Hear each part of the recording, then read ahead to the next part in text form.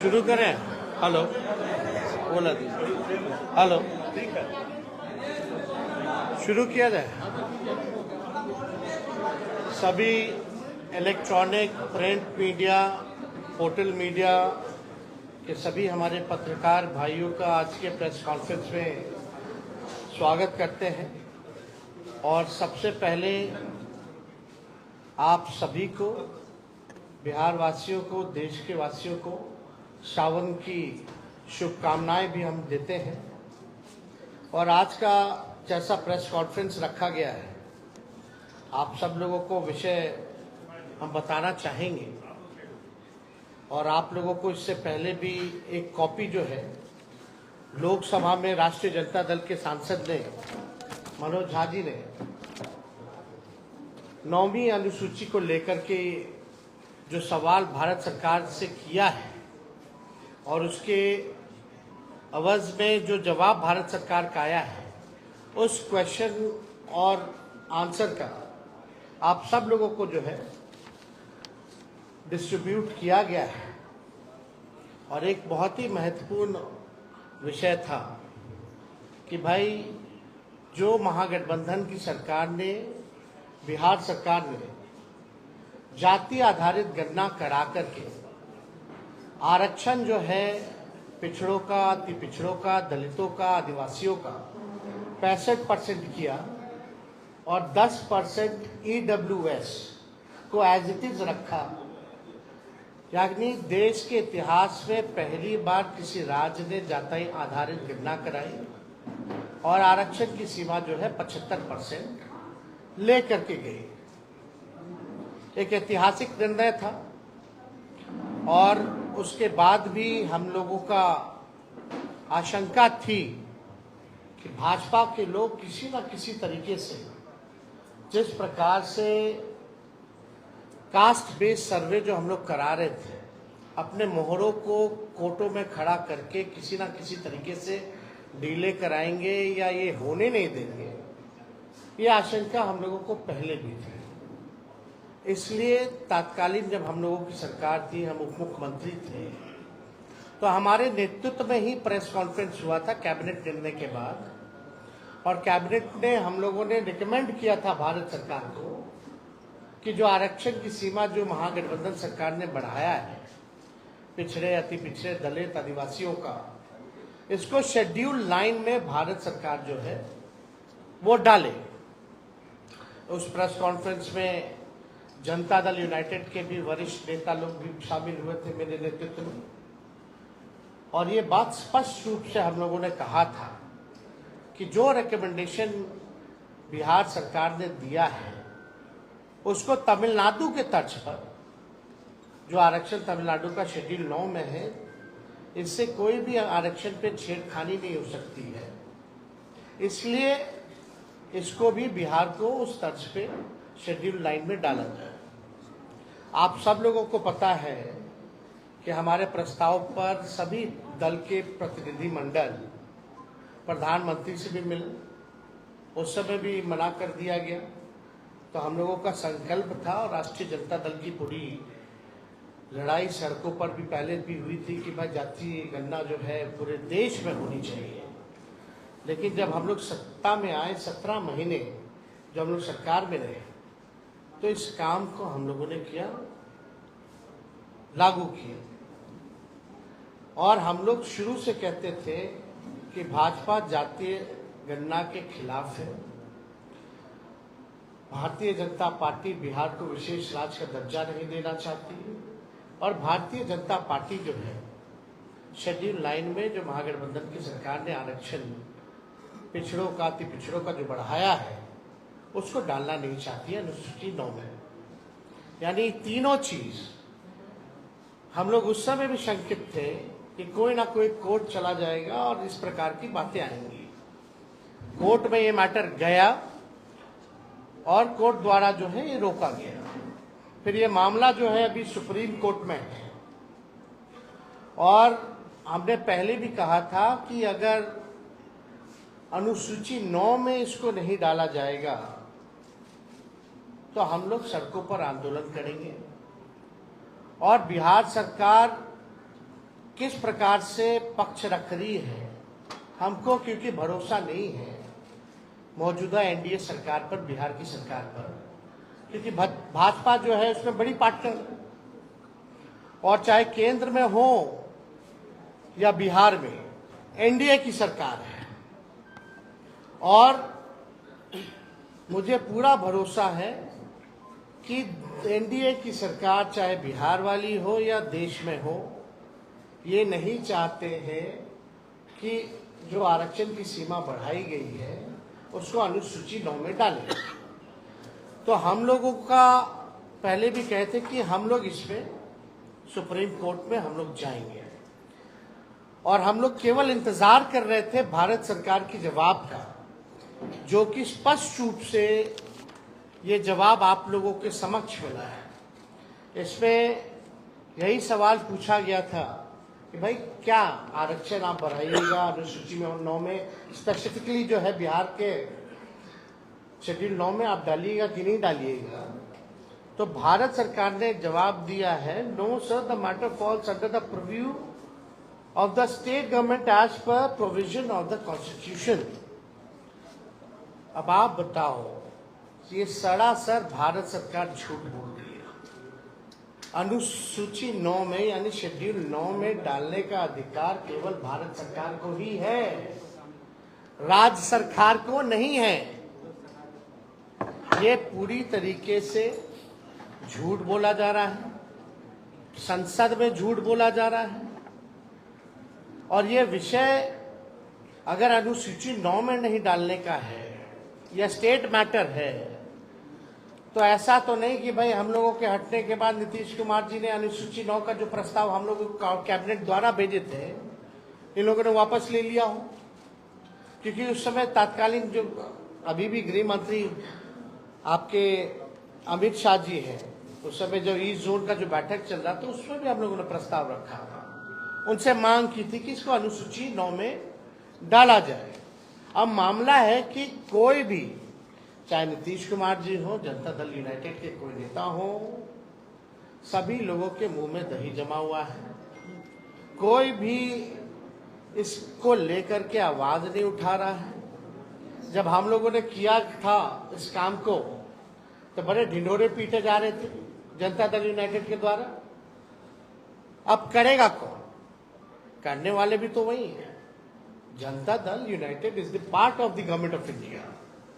तो ये खेल जो ये लोग खेलना चाह रहे हैं, ये साफ दिखाता है कि इनके नियत पे सवाल उठ रहा है, कि इनके नियत ही नहीं है कि इसको शेड्यूल 9 में किया जाए।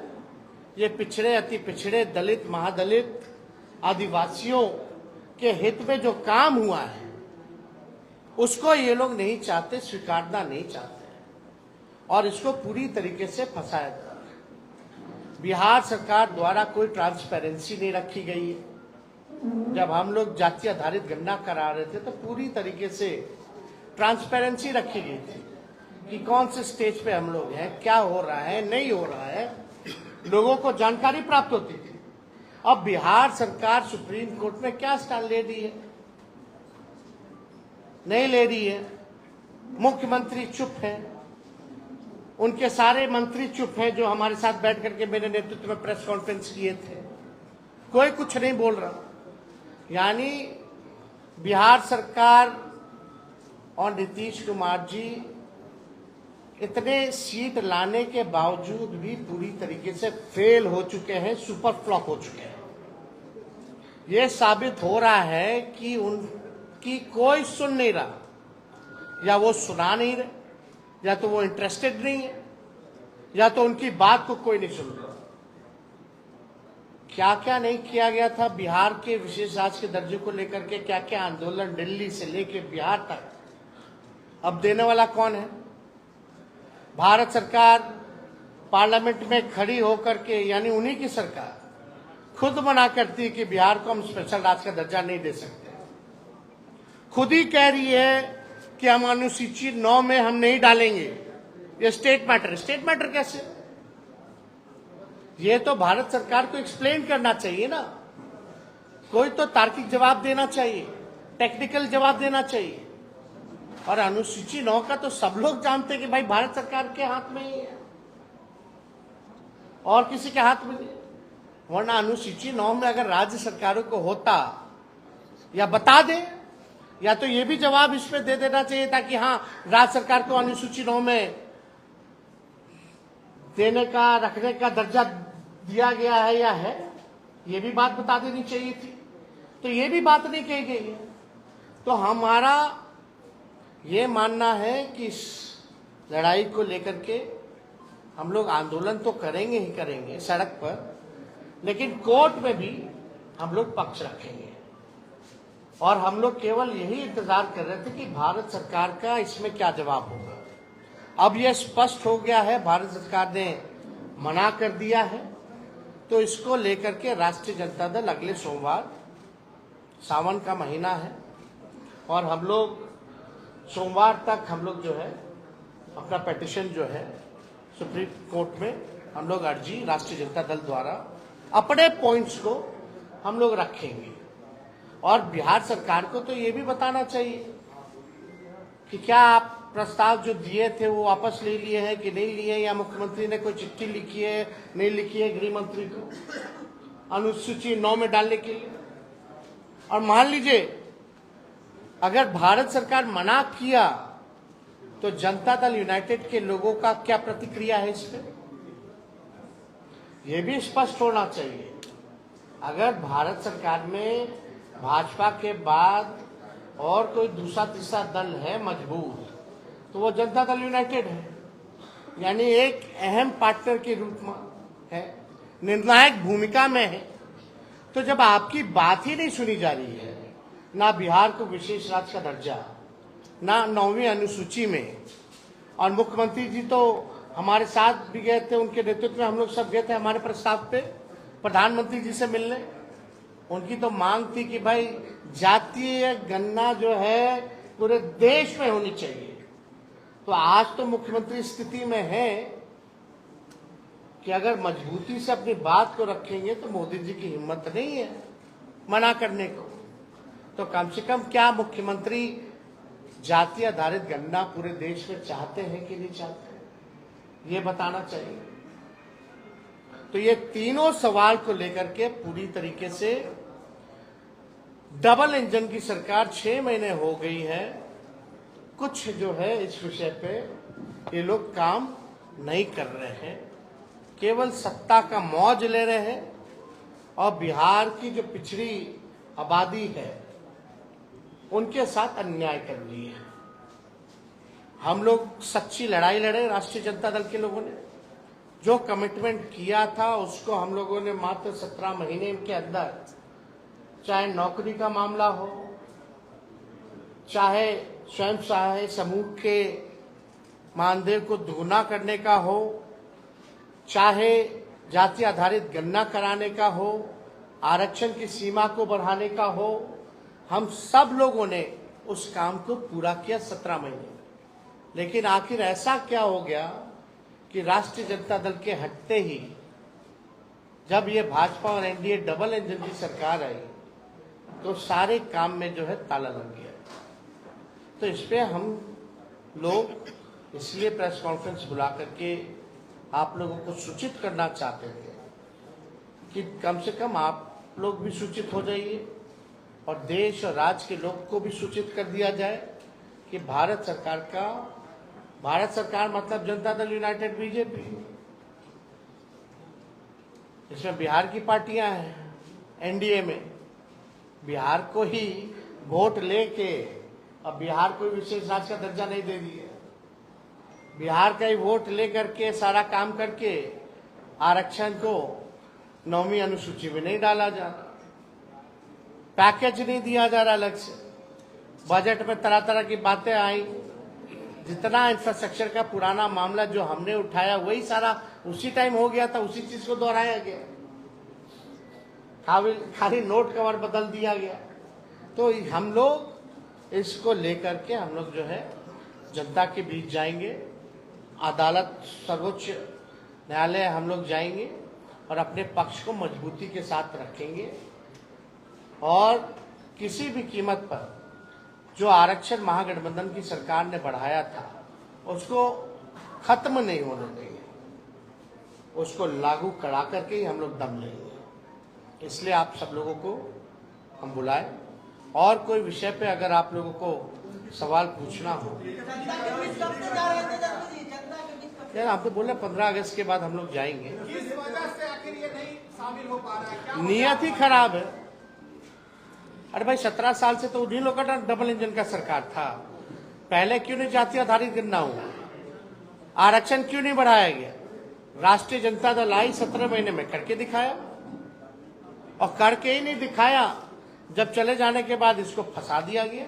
नीतीश जी को ईडी का डर है क्या? उनके एक अधिकारी पे ईडी की अब क्या डर है, नहीं डर है, ईमानदारी से तो जांच हो तो बहुत मामले खुलेंगे, लेकिन अब अंदर उन लोगों के क्या चल रहा है वो आप लोग जानते हैं कि भाई लोग तो डीलिंग वाली पार्टी है, ये लोग केवल डील करना जानती है। उस डीलिंग के बावज में क्या क्या लेंगे नहीं लेंगे वो अलग मैटर है।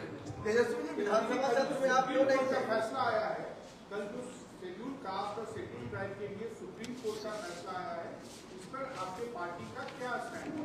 देखिए, हम लोगों का शुरू के दौर से ये मानना है कि राष्ट्रीय जनता दल जो है सर्वोच्च न्यायालय के अनुसूचित जाति और जनजाति के आरक्षण के वर्गीकरण के पक्ष में नहीं है, और ये निर्णय 1932 के पुनः पैक्ट और संविधान के मूल भावनाओं के खिलाफ हम लोग इसको मानते हैं। ये साफ बात है। आरक्षण जो दलितों को, आदिवासियों को जो दिया गया था, इसमें क्रीमी लेयर का क्या मामला है? इसमें आर्थिक तौर पे तो था ही नहीं। बाबा साहब अंबेडकर ने इसलिए आरक्षण दिया था जो सदियों से या अभी भी जो भेदभाव, ऊंच नीच, छुआछूत, जो डिस्क्रिमिनेशन जो चल रहा था उसको पाटने के लिए ये आरक्षण है। तो इसको तो आर्थिक तौर पे ये आया कहां से मामला?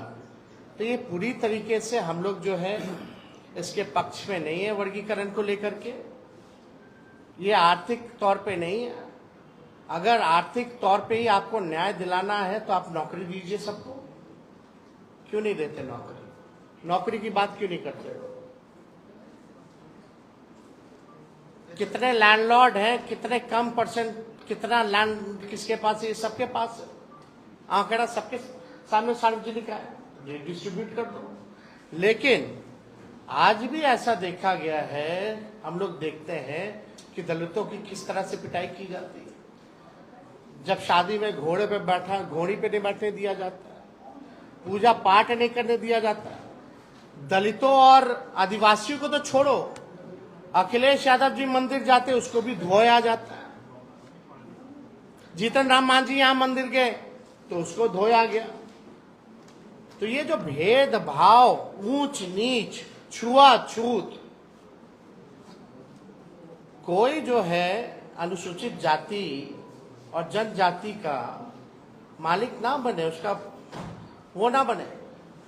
दलित आदिवासी अपना भला स्वयं जानते हैं, अपना निर्णय वो खुद करना जानते हैं। इसलिए हम लोग पूरी तरीके से जो है केंद्र सरकार से हम चाहते हैं कि अध्यादेश ला करके जो विसंगति है उसको दूर किया जाए इस मामले में। और इसमें क्यों नहीं अध्यादेश लाया जा सकता? जब केंद्र सरकार SC/ST एक्ट को लेकर के अध्यादेश ला सकती है तो इस मामले में अध्यादेश क्यों नहीं लाया जा रहा? तो हम लोग तो चाहेंगे कि एनडीए की जो सरकार है इसमें अध्यादेश ला करके विसंगतियों को जो है दूर किया जाए। अनुराग ठाकुर ने जिस प्रकार से राहुल गांधी के बारे में बोला और अखिलेश यादव से लड़े हो, राहुल गांधी का कहना है कि उन पर ईडी की रेड हो सकती है। देखिए, अब सब तो सबके सामने है ही। अब कोई मतलब नहीं रह गया रेड मारो या वो करो। ईडी और जांच एजेंसियों का कोई महत्व रह गया है क्या? कोई फेयर है ही नहीं। तो इसलिए इस पे ज्यादा हमको टिप्पा टिप्पणी नहीं करना है। किस प्रकार से ये लोग सरकार का खिलौना बना हुआ है, ये सबको पता है। अनुराग ठाकुर ने जो ओबीसी समाज का और कोई इससे एक मिनट, जैसे कि पार्लियामेंट में गवर्नमेंट ने ये रिप्लाई दिया है कि ये 9th शेड्यूल में लाना स्टेट गवर्नमेंट सब्जेक्ट है। डू यू थिंक कि government is misleading the house, first thing, and second कि ये क्या तो स्पष्ट तौर पे क्या है कि झूठ बोल रहे हैं, एग्जैक्टली मिसलीड कर रहे हैं। क्या कोई आप लीगल ओपिनियन इस पे लेकर तब जो जाएंगे? They will be going to the court and will be अपना जो पक्ष है, जो हमारा साइड है, we will put in view of the court. विजय चौधरी ने आपको याद होगा विधानसभा में कहा था कि हम लोगों ने अनुशंसा भेज दी है, और ये भी कहा, दूसरी बात एक सुन लीजिए कि जब मामला कोर्ट में है और कोर्ट ने इस पर रोक लगा दी है, तब साहब, सूची में डालने का क्या मतलब है? एक मिनट भैया, रोक लगा दी ना। हम लोग जब प्रेस कॉन्फ्रेंस किए थे, कैबिनेट का जब रिकमेंडेशन करा के तब कोर्ट को गया था, तब क्यों नहीं किया बीजेपी का सरकार? तभी 9वीं अनुसूची में डाल देता। अभी की स्थिति में नहीं अरे अभी यही तो शक है कि ये लोग भाजपा के लोग ही जो हैं उनको खड़ा कर दिया जाता है कोर्ट में। आप हिस्ट्री जरा निकाल दीजिए, जो कास्ट बेस्ड सर्वे के खिलाफ जो कोर्ट गए थे, पहली बात तो बिहार का व्यक्ति था ही नहीं, वो बिहार का व्यक्ति था ही नहीं, वो तो भाजपा का वर्कर था। तो हम यही कहना चाहते हैं कि भाई जिसका डर हम लोगों को था वो हो रहा है। अब भारत सरकार का इस पर जवाब भी आ गया है। अब कोर्ट में है तो हम कहाँ मना कर रहे हैं कि कोर्ट में नहीं है, हम तो कह रहे हैं हम भी कोर्ट जा रहे हैं, लेकिन कोर्ट में बिहार सरकार पक्ष रख रही है नहीं रख रही है अच्छे से, कम से कम हम तो रखेंगे ना अच्छे से, क्योंकि they are the part of the India government. अच्छा टेल मी, आप बताइए रिफ्यूज कौन सी सरकार ने किया? Government of India. JDU is the part of government of India और नॉट? उनका निर्णय जेडीयू का निर्णय है कि नहीं है? उन्हीं का निर्णय। आप किसको बोल रहे हैं कि हम यहाँ से, यहाँ भी तो उन्हीं की सरकार है। ऐसा नहीं है कि जेडीयू क्या जो सरकार है किसी और के साथ, भाजपा के साथ है। अब भाजपा की बदौलत ही है यहाँ, और वहां इनके बदौलत है। तो मुख्यमंत्री को इतना तो हैसियत अब मिल गया है ना भाई, अब इसकी स्टैंड ले सके, और जो स्टैंड ले उसको होना चाहिए, वरना गिराओ सरकार। तो नियत ही आपका ठीक नहीं है। किस बात? चलिए।